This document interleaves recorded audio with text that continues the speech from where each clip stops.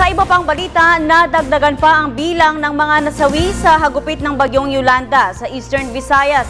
Ito ay makalipas ng ilang buwan mula ng malalasang nasabing bagyo. Nasa NDRRMC sa Campo Aguinaldo ang aming kasama si Waywaya Macalma para sa buong detalye. Waywaya!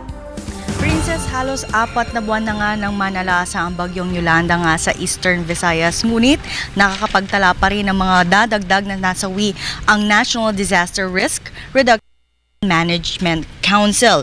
At ayon nga sa huling tala ng NDRRMC, umabot na sa 6,268 ang bilang ng mga nasawi at bumaba naman ang mga nawawalang katao na nasa 1,061 na lamang, habang bahagyang tumaas naman ang bilang ng mga nasugatan sa 28,689 na katao. Sa mga bagong nadagdag ay 23 rito ay unidentified mula sa Gion, Samar at ang iba ay mula sa Burawin, Carigara, Dagami, Matag-Ob sa probinsya ng Leyte.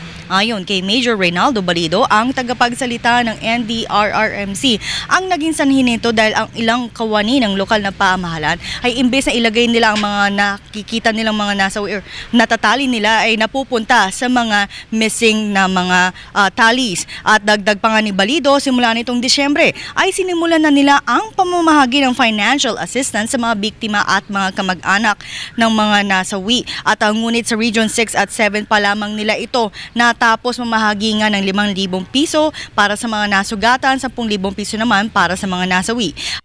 Visayas kasi ay nahihirapan sila dahil ang ilan ay wala ng mga claimant.